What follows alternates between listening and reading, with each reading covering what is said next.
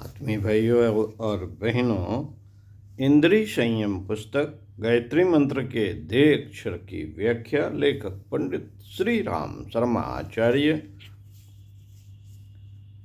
मनोवृत्तियों का सदुपयोग। आइए पृष्ठ 14 से आपको पढ़कर सुनाते हैं।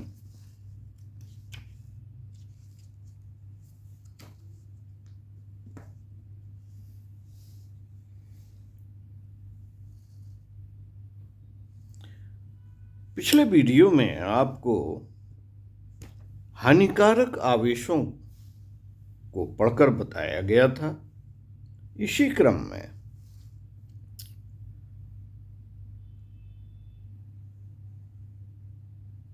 पढ़कर सुनाते हैं। मित्रों, इस प्रकार के हानिकारक आवेशों से मुक्त रहकर यदि मनोवृत्तियों का उपयोग किया जाए तो वे हानि पहुंचाने की बजाय हितकर ही सिद्ध होंगे। सर्वथा संसार त्यागियों की तो बात छोड़ दीजिए, पर अधिकांश मनुष्यों को जो संसार में रहते हैं और जिनको भली बुरी सभी परिस्थितियों का सामना करना पड़ता है, सभी मनोवृत्तियों से काम लेना आवश्यक होता है। इसलिए हमारा कर्तव्य यही है कि अपनी मनोवृत्तियों और इंद्रियों को ऐसी ही सदी हुई अवस्था में रखें। मनुष्य की जो मनोवृत्तियां जन्म से ही दी गई हैं, वे सब उपयोगी एवं महत्वपूर्ण है। यदि उनको ठीक प्रकार से प्रयोग में लाया जाए तो प्रत्येक व्यक्ति अत्यंत सुख शांतिपूर्ण जीवन व्यतीत कर सकता है।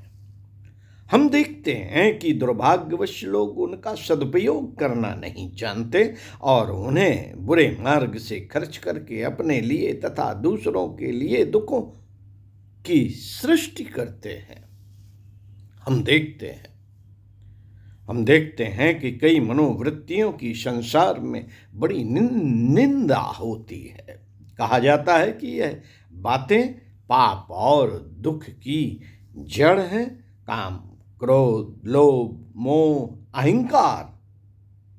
अहंकार आदि को जी भर कोसा जाता है। तुम अहंकारी हो, तुम घमंडी हो,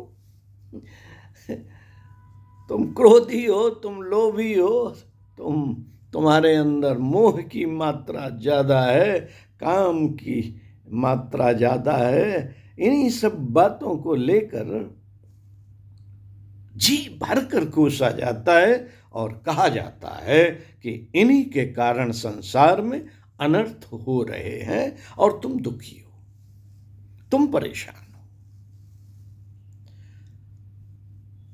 मित्रों, इस प्रकार के कथन किस हद तक सही हैं, इसका विचारवान पाठक स्वयं निर्णय कर सकते हैं। यदि काम बुरी वस्तु है, त्याज्य है, पाप मूलक है, तो उसका उपयोग ना तो सत्पुरुषों को ग्राह्य हो सकता था और ना बुरी बात का अच्छा परिणाम निकल सकता था। परंतु इतिहास दूसरी ही बात सिद्ध करता है। ब्रह्मा, विष्णु, महेश विवाहित जीवन व्यतीत करते हैं। व्यास, अत्रि, गौतम, वशिष्ठ, विश्वामित्र, याज्ञवल्क, भारद्वाज, च्यवन, ऋषि आदि प्रायः सभी प्रधान ऋषि सपत्नीक रहते थे और संतानोत्पादन करते थे। दुनिया में असंख्य पैगंबर, ऋषि, अवतार, महात्मा, तपस्वी, विद्वान, महापुरुष हुए हैं। यह सब किसी न किसी माता पिता के संयोग से ही उत्पन्न हुए थे। यदि काम सेवन बुरी बात है तो उसके द्वारा उत्पन्न हुए बालक भी बुरे ही होने चाहिए। बुरे से अच्छे की सृष्टि कैसे हो सकती है?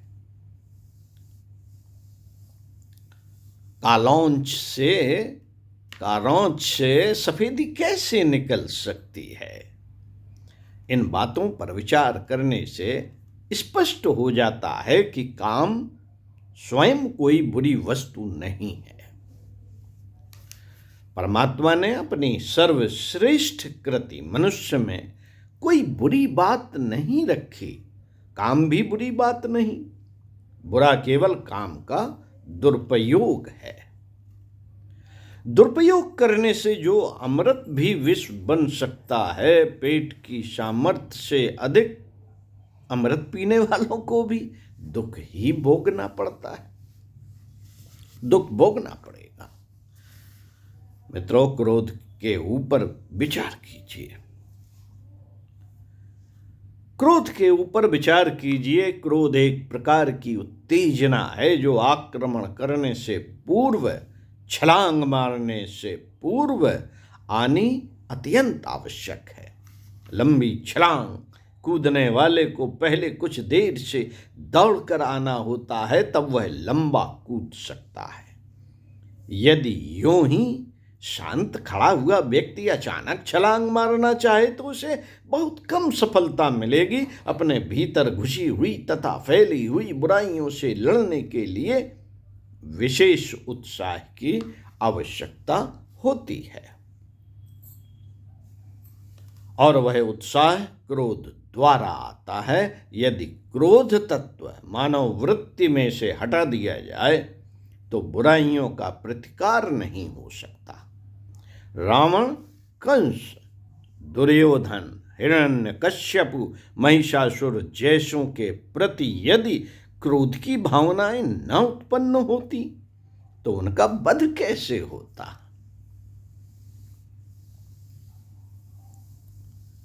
भारत में यदि अंग्रेजों के विरुद्ध व्यापक क्रोध न उभरता तो भारत माता आज स्वाधीन कैसे हुई होती? अत्याचारियों के विरुद्ध क्रोध न आता तो परशुराम कैसे अपना फरसा संभालते? महारानी लक्ष्मीबाई, महाराणा प्रताप, छत्रपति शिवाजी जैसे आदर्श नर रत्नों की सृष्टि कैसे होती? अधर्म की बढ़ोत्तरी से कुपित होकर ही भगवान पापों का संहार करते हैं। इससे प्रकट होता है कि क्रोध बुरा नहीं।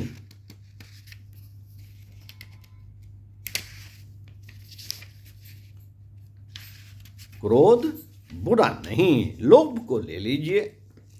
उन्नत की इच्छा का नाम ही लोभ है। स्वास्थ्य, विद्या, धन, प्रतिष्ठा, पुण्य, स्वर्ग, मुक्ति आदि का लोभ ही मनुष्य को क्रियाशील बनाता है।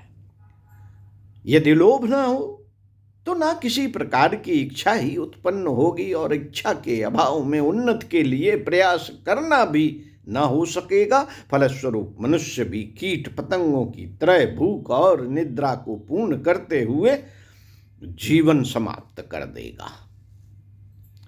लोभ उन्नत का मूल है।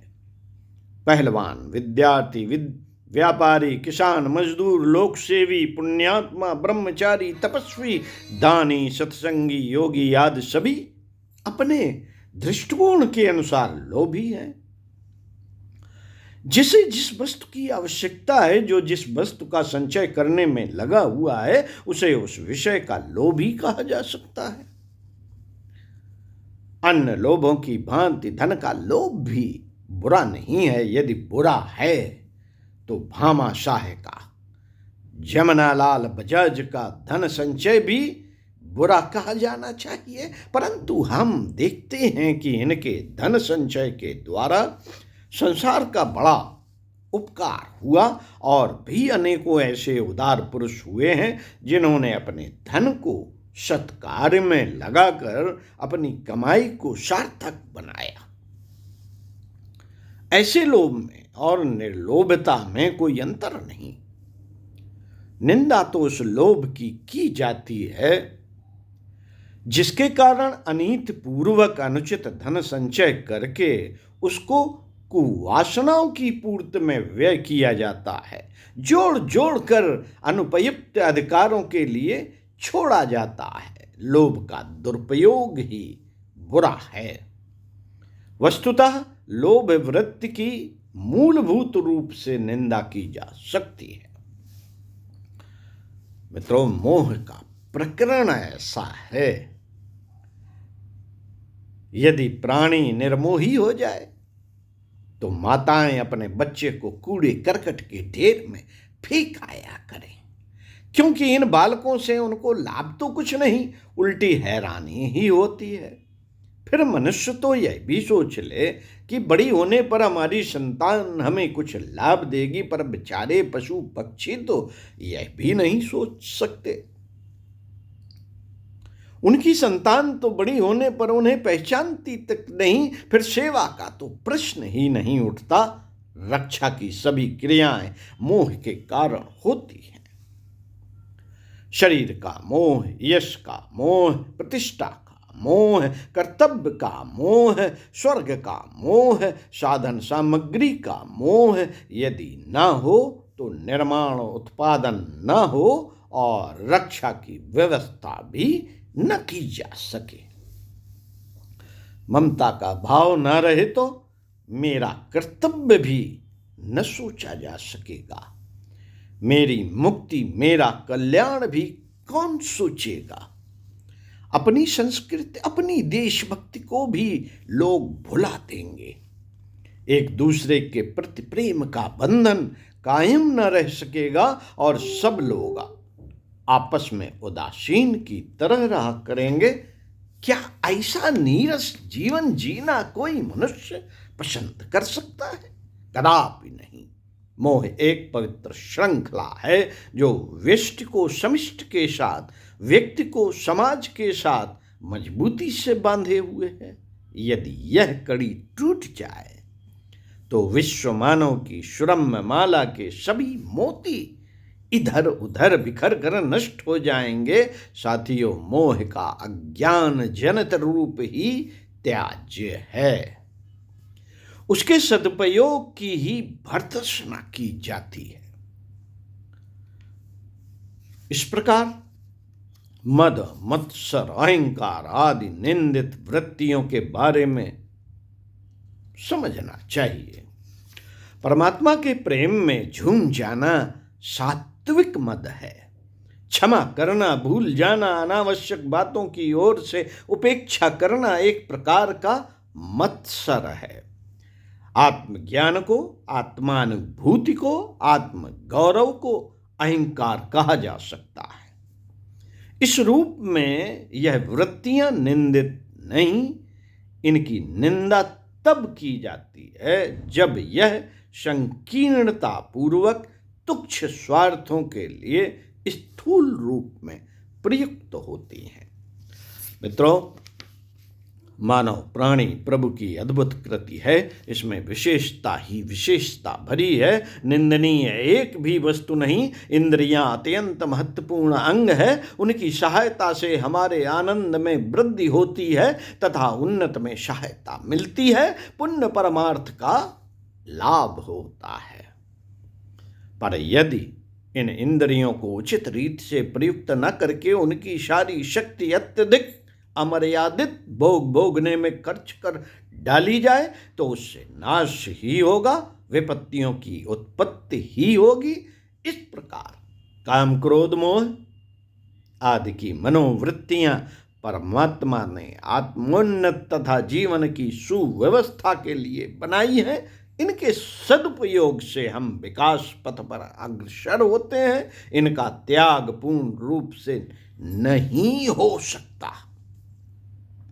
जो इनको नष्ट करने या पूर्णतया त्याग करने की बात सोचते हैं वे ऐसा ही सोचते हैं जैसे कि आंख, कान, हाथ, पांव आदि काट देने से पाप ना होंगे या सिर काट देने से बुरी बातें न सोची जाएंगी। मित्रों, ऐसे प्रयत्नों को बाल बुद्धि का उपहासास्पद कृत्य ही कहा जा सकेगा। प्रभु ने हमें शारीरिक और मानसिक साधन दिए हैं, वे उसके श्रेष्ठ वरदान हैं, उनके द्वारा हमारा कल्याण ही होता है। विपत्ति का कारण तो हमारा दुरुपयोग है। हमें चाहिए कि अपने प्रत्येक शारीरिक और मानसिक औजार के ऊपर अपना पूर्ण नियंत्रण रखें, उनसे उचित काम लें, उनका सदुपयोग करें। ऐसा करने से जिन्हें आज निंदित कहा जाता है, शत्रु समझा जाता है, कल वे ही हमारे मित्र बन जाएंगे। स्मरण रखिए कि प्रभु ने हमें श्रेष्ठ तत्वों से बनाया है। यदि उनका दुरुपयोग न किया जाए तो जो कुछ हमें मिला हुआ है हमारे लिए सब प्रकार श्रेयस्कर ही है। रसायन शास्त्री जब विष का शोधन मारण करके उससे अमृतोपम औषधि बना लेते हैं तो कोई कारण नहीं कि विवेक द्वारा वह अमूल्य वृत्तियां जो आमतौर से निंदित समझी जाती हैं सत्परिणाम उत्पन्न करने वाली न बन जाए। पंडित श्री राम शर्मा आचार्य। साथियों, सुनते रहिए कुछ अच्छा और पढ़ते रहिए कुछ अच्छा। इसी क्रम को आगे बढ़ाए रखते हुए हम आपको अगले वीडियो में पढ़कर सुनाएंगे इंद्रिय संयम और आस्वाद व्रत। ओम शांति।